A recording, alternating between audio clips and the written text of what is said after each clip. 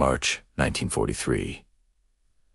Over the vast expanse of the Mediterranean, a German ace fighter pilot lines up his shot. His target, a lone American P-40 Warhawk, battered and bruised. He has no altitude, no speed, and seemingly no way out. But then he does something extraordinary. A maneuver so radical it's not in any training manual. Let's rewind. It's the spring of 1943, and the Mediterranean theater is a meat grinder for Allied pilots. The German Messerschmitts and Italian Mach-E fighters are kings of the sky, dominating the air over North Africa and Sicily. Their pilots are battle-hardened veterans, masters of energy tactics and vertical combat, honed over the skies of France and Russia. They hunt in deadly, coordinated pairs, using their superior altitude and speed with surgical precision. Into this deadly arena, fresh waves of American pilots arrive. Most are green, straight from stateside training programs. Their logbooks are thick with flight hours, but dangerously thin on combat wisdom. They fly the P-40 Warhawk, a tough, rugged aircraft, but one that's outclassed in climb rate and operational ceiling. The numbers tell a brutal story. In the first few months of the North African campaign, Allied fighter losses are catastrophic, far exceeding the number of replacements. Squadrons are burning through pilots at an alarming rate. Imagine yourself in the cockpit of a P-40. The air is thick with the smell of engine, oil, and your own nervous sweat. The Mediterranean sun beats down, turning the metal fuselage into a sweltering oven. Pilots wear leather jackets not for warmth, but as a thin layer of protection against burning their skin on the superheated frame. The control stick is a live thing in your hand, vibrating constantly with the roar of the Allison engine just 6 feet in front of you, which blasts heat and fumes back through the firewall. Your visibility is limited. Combat becomes a frantic, non-stop scan of the sky. Your neck is constantly craning, your eyes watering from the strain and the thin air at altitude. The tactical doctrine hammered into every pilot is clear and simple. Maintain your altitude at all costs. Never get into a turning fight with a more nimble enemy fighter. Use your speed to disengage and fight another day. And most importantly, always fight in pairs. These rules are written in blood, refined over 2 years of brutal air combat in Europe. When pilots follow them, they have a chance to survive. When they deviate, they die. Doctrine assumes you have a choice. It assumes you can pick your battles. Over the Mediterranean in early 1943, Allied fighters rarely have that luxury. Their primary job is escorting bombers, cargo planes, and reconnaissance aircraft. They cannot run. They cannot choose the terms of engagement when German fighters pounce on them from above. Their job is to absorb the first savage attack and try to survive long enough to scatter the enemy and protect their charges. Most don't make it. The vertical boom and zoom tactics of the Luftwaffe are devastating. A Messerschmitt dives from 20,000 feet, building up speed to over 400 miles per hour, closing the distance to firing range in mere seconds. All too often, the P-40 pilot sees the attack too late. A stream of cannon shells walks up the fuselage. Fire erupts. Between the terrifying missions, the surviving pilots sit in the shade of their aircraft's wings, talking in hushed tones. They compare notes on what they saw, what went wrong. They sketch frantic diagrams in the sand, arguing about deflection, angles, and energy states. Some believe the answer is better equipment. A few, in their darkest moments, think the air war is simply unwinnable with what they have. All of them are exhausted. All of them have seen friends burn. They patch bullet holes, replace shattered canopies, and scrub blood from cockpit seats. They don't speak of what they're cleaning. Mechanics, often just teenagers, develop their own superstitions. Some refuse to work on a plane that has already lost 2 pilots. Others inscribe small, hopeful symbols on NG cowlings, prayers written in grease pencil. Everyone knows the statistics, and everyone pretends they don't. In the command tents, intelligence officers tally the daily losses. Graphs show kill ratios starkly in red. Reports are filed, recommending tactical adjustments. Commanders send urgent cables up the chain of command, requesting better aircraft, more fuel, longer training cycles for new pilots. The replies are sympathetic but vague. Everyone is short of everything. The war is a global conflict, and resources are stretched thin. The Mediterranean is considered a secondary front.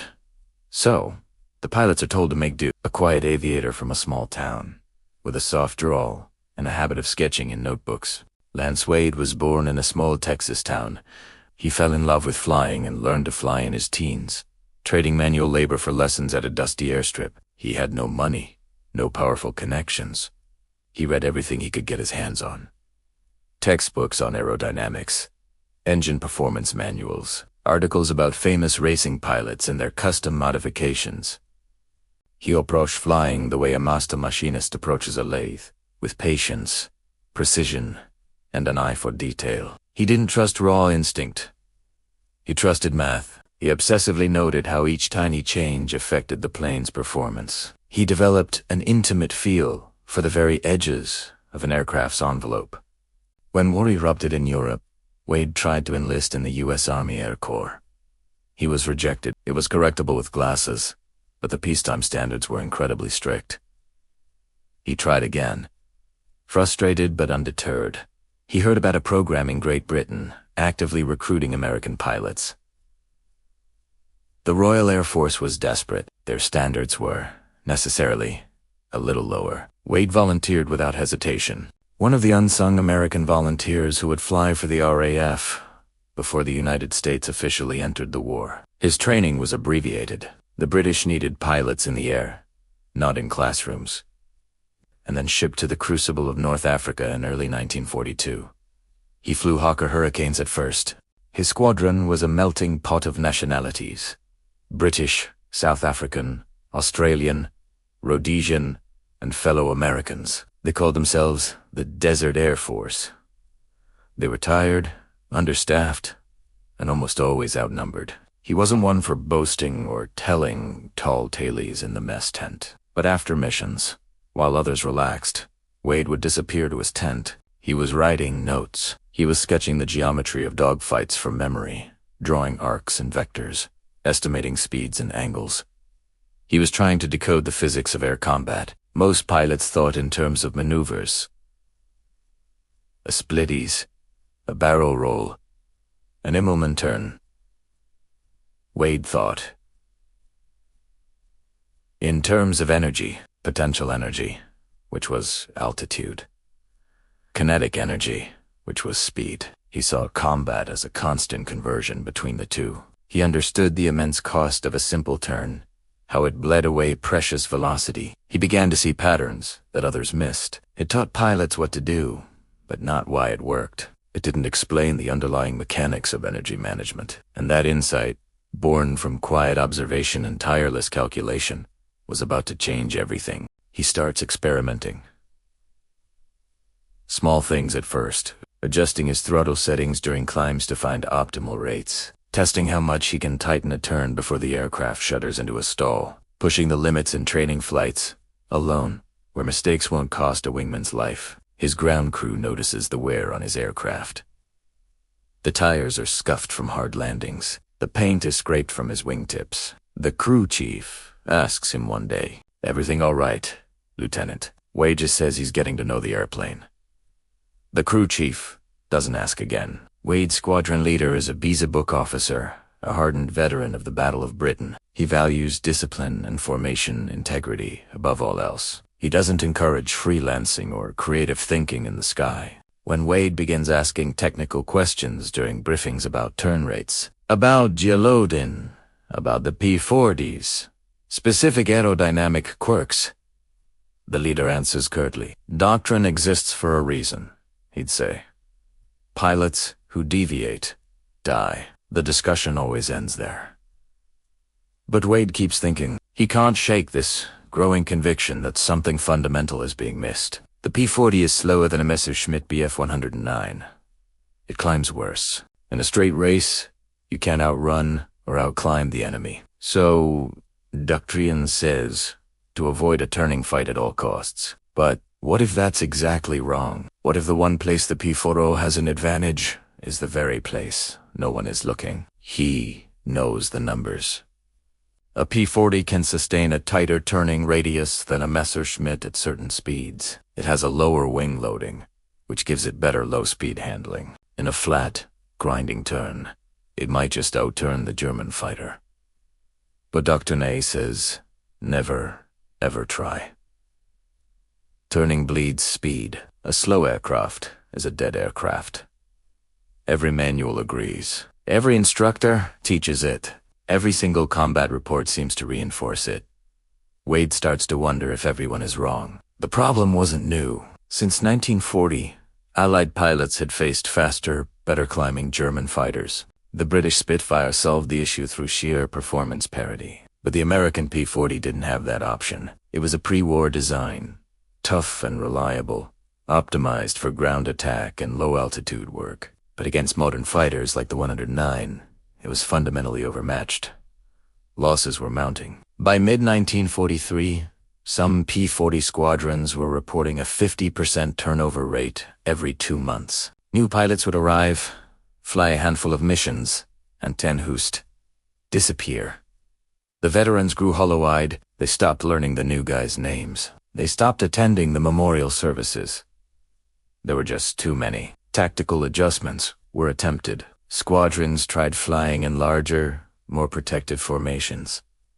It helped, but only marginally. The Luftwaffe would just adapt, using altitude and surprise to split the formations before they could effectively respond. Some units experimented with defensive circles, where each pilot covers the tail of the plane ahead. It worked against single attackers, but it would collapse under a coordinated assault. Engineers on the ground proposed modifications.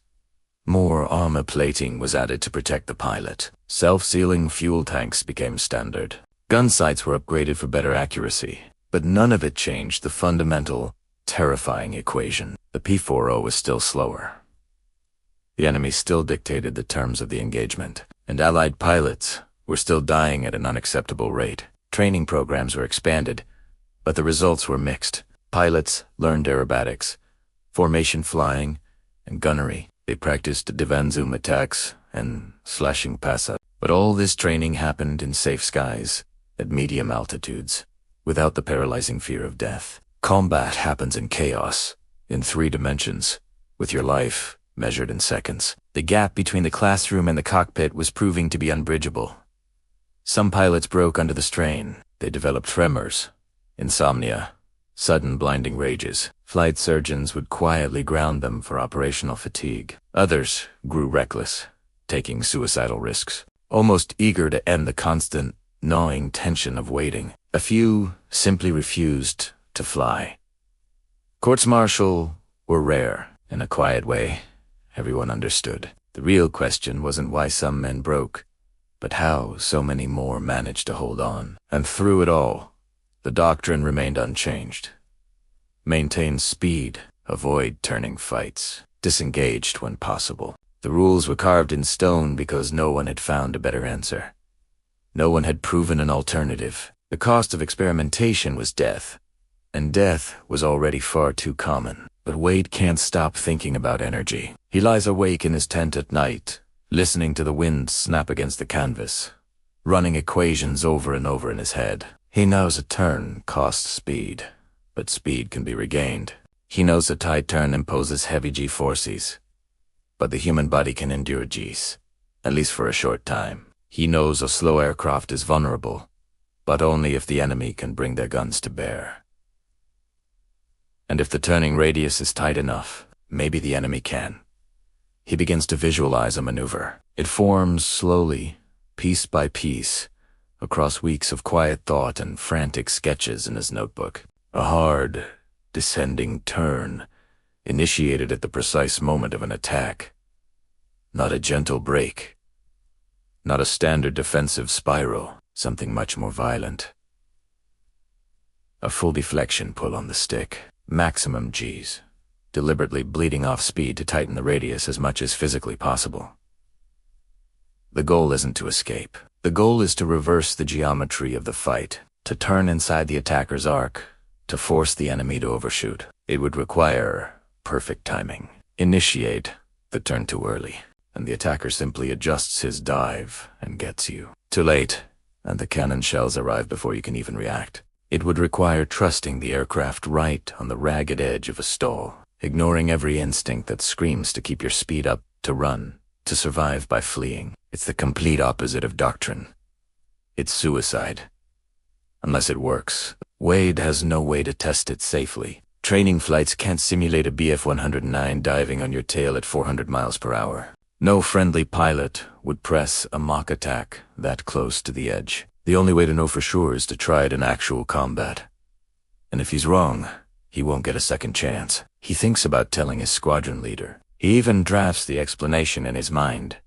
But he already knows the response. Doctrine exists for a reason. WWII. Pilots who deviate die. He'd be ordered to stop.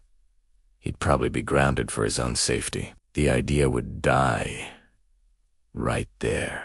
So, he says nothing. He files the maneuver away in his mind, a theoretical answer to an impossible problem. He continues flying the standard missions. He follows the rules. He survives. And he waits. He waits for the moment when just surviving isn't going to be enough. That moment comes in March 1943. WWII is flying escort for a transport run over the Mediterranean. His flight consists of 4 P-40 strung out in a loose formation, their eyes scanning the empty blue sky. The transport plane lumbers below them, heavy and slow, an easy target. The mission is routine. The radio chatter is sparse, lazy. Then the call comes. Bandits high. 2 o'clock. Diving. WWII looks up and sees them. 2 Messerschmitts in a classic bounce, sunlight glinting off their canopies. TR. Fast they are committed, and they have chosen WWII as their target. His wingman breaks left. The other 2 P-40 scatter. WWII is alone, the Messerschmitts. Split. 1 high, 1 low. A vertical pincer. It's a standard tactic, and there's usually no escape. WWII's hand tightens on the stick. His mind goes quiet. The fear is there, but it feels distant. He's calculating speed, angle, closure rate, time. The leader attacks first, diving from above. WWII sees the muzzle flashes. Tracers arc toward him, looking lazy but deadly bright. He has maybe 2 seconds. His training tells him to dive, to run, to use gravity to build speed. His instinct screams the same. Every fiber of his body wants to push the stick forward and flee, but WWII pulls back instead. Har. Full elevator. The stick comes right into his lap. The nose pitches up. The horizon spins. The G-forces slam him into his seat, draining the blood from his head. His vision tunnels. The engine shrieks. The wings flex. And the whole aircraft shudders, on the very edge of a stall as the world rotates. The Messerschmitt flashes past, way too fast, too committed to the dive. It can't turn inside WWII's arc. It overshoots, nose high, bleeding energy as the pilot tries to reacquire his lost target. WWII rolls out, still slow, still vulnerable, but he's no longer in the line of fire. He has reversed the attack. The hunter has become the hunted, but the second Messerschmitt is still diving. WWII has no speed. He can't run, so he pulls again. The same maneuver. The same violence. The aircraft bucks and groans. The stall warning rattles in his ears. His vision grays out. But he holds the turn, and just like the first, the second Messerschmitt overshoots. WWII rolls his wings level. Both attackers are ahead of him now, climbing, trying to regain their advantage. WWII is slow. He is low, but he is alive. The Messerschmitts don't press the attack. They climb away, unwilling to descend into the same trap again. WWII lets them go. He has no fuel to pursue, no speed to catch them. He turns back toward the transports he was escorting, his hands trembling on the stick, his heart hammering against his ribs. He just did something that should have killed him, and it worked. They find no damage, not a single bullet hole. WWII climbs out, his legs unsteady. The crew chief asks if he saw any action. WWII just nods. He doesn't elaborate. He pulls out a small notebook and sketches the encounter from memory. Every angle, every second. At the bottom of the page, he writes a single word. Repeatable. After Wade files his combat report, the leader reads it, frowns, and calls Wade into his tent. He asks Wade to explain the maneuver. He talks about turning radius, about energy exchange, about simple geometry. The leader listens, with growing frustration. He tells Wade he just got lucky. He tells him the maneuver is reckless. He tells him not to try it again. He salutes. But he also knows he can't convince anyone with just words. He needs proof. He needs repetition. He needs other pilots to see it work. April 1943. Another mission. Another bounce. This time, Wade is ready. The same violent turn. The same edge of stall arc. The same overshoot. He pulls into a climbing turn, tracking the Messerschmitt as it tries to escape. A short, controlled burst. Tracers converge and the enemy plane trails smoke. Wade doesn't follow. He turns back to the formation. Another survival. After they land, Erus Ober asking how Wade did it. Wade explains slowly, carefully. He talks about the critical timing, about exactly when to initiate the pull. The wingman listens intently. On their next mission, when they get attacked, the wingman tries it. On the next engagement, he gets the timing right. He forces an overshoot. Word starts to spread.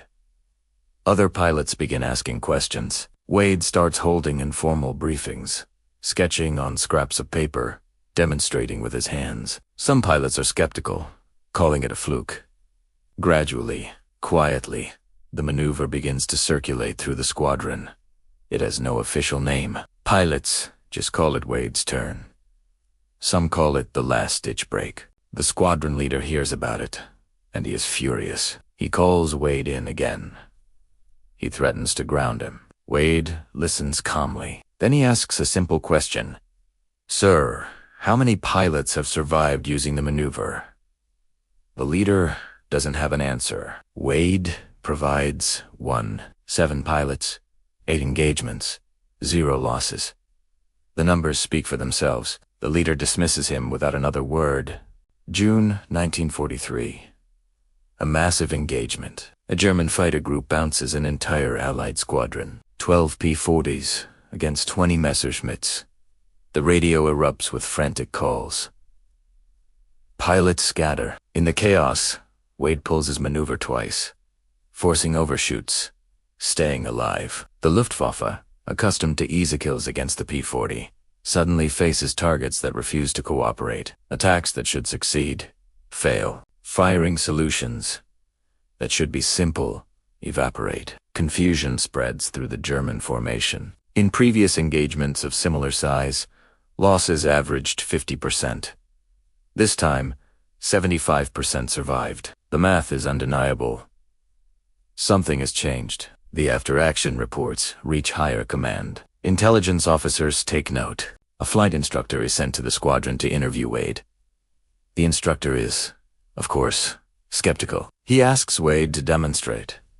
Wade takes him up in a 2-seat trainer. The instructor experiences the G's, the buffet of the stole, the pure violence of the pull. He lands, pale and quiet. A formal test program is initiated. Pilots volunteer to act as attackers and defenders. Wade teaches the maneuver in structured sessions. Engineers measure the turning radius, the G loads, the speed loss. They confirm what Wade had intuited. At specific speeds and altitudes, the P-40 could indeed outturn a Messerschmitt by a significant margin. The cost was a massive loss of speed, but the gain was survival. There's no official announcement, no public reversal of policy, but the training syllabus is modified.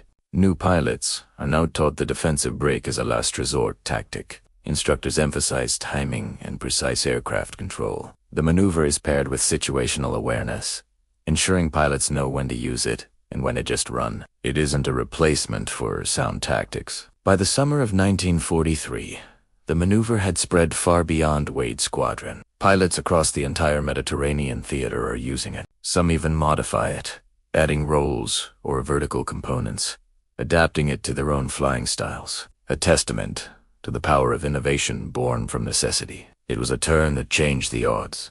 One pilot at a time. Some pilots used Wade's defensive brake to escape, just living to fight another day. But others got creative. They used the brake to set up counterattacks, turning the tables on their would-be killers. The Luftwaffe started to notice that pilots became more cautious, wary of overshooting. This caution, this hesitation, slowed them down. It disrupted their aggression, and that disruption alone saved lives. Wade's personal tally of kills began to grow. By August 1943, he had 8 confirmed victories, not through reckless aggression, but through survival, through turning a defensive move into a lethal opportunity. He was promoted and given his own flight to command. It kept flying, and he kept teaching his maneuver to every pilot who would listen. He wasn't looking for recognition, he was looking for results. By late 1943, the tide was turning. Allied air superiority over the Mediterranean was becoming a reality. Now, this wasn't just because of one maneuver. New, better aircraft, like the P-51 Mustang and the Spitfire Mark IX, were arriving. Pilot training was improving, and logistics were getting stronger. But in those crucial months of mid-1943, when the outcome hung on a knife's edge, one man's idea made a measurable difference. Post-war analysis showed that P-40 loss rates in the Mediterranean dropped by a staggering 18% between April and August 19. Intelligence reports from captured German pilots mentioned Allied fighters using unexpected and highly effective defensive tactics. German training manuals were even updated to warn their pilots against overcommitting 2 attacks on P-40s. The ripple effect was subtle, but it was real. More than just numbers, the maneuver changed the mindset of Allied pilots. They stopped seeing themselves as victims in an inferior machine. They learned that even an outmatched aircraft could fight back, that physics and courage could bridge the performance gap. Morale soared, confidence grew. Pilots flew more aggressively, knowing they had an ace up their sleeve if an engagement went south. Wade himself became a quiet legend. He wasn't flashy or a glory hound, but pilots talked about him. They shared stories of the small-town Texan who rewrote the rules of air combat. Some of the stories were exaggerated, as they often are, but most were true. By the end of 1943, Wade had flown over 200 combat missions. He had 13 confirmed kills, and he had never lost a wingman. In January 1944, Wade was transferred to a P-47 Thunderbolt squadron. The P-47 was a completely different beast. It was a brute, a heavy fighter with immense power and armor. It didn't need Wade's maneuver. It simply overpowered its opponents. But Wade continued to fly with the same methodical precision. He kept teaching. He kept thinking about energy and geometry, now studying bomber escort tactics, always looking for inefficiencies to exploit. Then, tragedy struck. During a routine flight, his aircraft suffered engine failure. He crashed on takeoff and was killed instantly. He was only 28 years old. The news spread quietly through the squadrons. The pilots who knew him, the men whose lives he had saved, attended a simple service in a dusty field outside Naples. There was no grand ceremony. A chaplain said a few words. A lone bugler played taps. The war moved on. There was no special medal, no official commendation. But the maneuver survived. It became part of the unofficial Bible of fighter tactics, passed from pilot to pilot, squadron to squadron. After the war, aviation historians began to document combat innovations. Wade's defensive brake was analyzed in technical journals. Test pilots recreated it in modern aircraft. It became a classic case study in energy management. In the 1950s, the maneuver was finally formalized in U.S. Air Force training manuals as the high-G defensive brake. It was taught to a new generation of jet pilots who were facing faster, missile-armed adversaries. The principles remained exactly the same. Sacrifice speed to tighten your turning radius, force an overshoot, and reverse the geometry of the fight. The names of the pilots who used it were recorded, but the name of the man who invented it was mostly forgotten. Today, fighter pilots all over the world Learn variations of Wade's maneuver. It appears in training doctrines under different names, its origin story stripped away. The physics are now perfectly understood. Supercomputers can model turning performance, and advanced simulators can replicate the crushing G. But the core insight, the spark of genius, remains Wade's. That survival sometimes requires doing the exact opposite of what instinct and training scream at you to do. Few visitors stop by. The historical record is sparse. Few combat reports. A couple of paragraphs in unit histories. Scattered mentions in the memoirs of pilots who flew with him. The full scope of his impact was never documented, partly because he died before the war ended, and partly because the men he saved scattered to other squadrons, other theaters, and other lives. The equations he understood in his gut still govern flight. The principles he demonstrated still apply. In the archives, you can find his sketchy, precise diagrams of arcs and vectors. We often remember war through grand strategies and decisive battles. But wars are also shaped by individual moments of clarity, by the choice to trust logic over fear, to test an idea that everyone else had dismissed. He approached air combat the same way he approached everything. Methodically, patiently, with a deep respect for the underlying mechanics. He didn't invent courage or discover some secret weapon. Not, how can I run faster, but how can I turn tighter? Not, how do I avoid this fight, but how do I survive it? The lesson is that one man, thinking clearly under extreme pressure, found a tiny margin of advantage that others had missed. And that margin, multiplied across hundreds of dogfights and dozens of pilots. Wade's story is a powerful reminder that innovation doesn't always come from big laboratories or high command. Sometimes, it comes from the ragged edge of an aerodynamic stall, from a pilot willing to trust his calculations more than his fear, from the stubborn belief that there must be a better way, and the courage to prove it when no one else will. The skies over the Mediterranean are peaceful now. The airbases are silent, but the principles remain, passed through generations of pilots who will never know the name of the small-town Texan who first pulled that desperate, defiant turn. Some legacies are carved in stone, in the unspoken knowledge that when the world compresses 2 seconds in tracers, one more chance to turn inside the enemy's arc and prove that disadvantage is not destiny. Thanks for watching.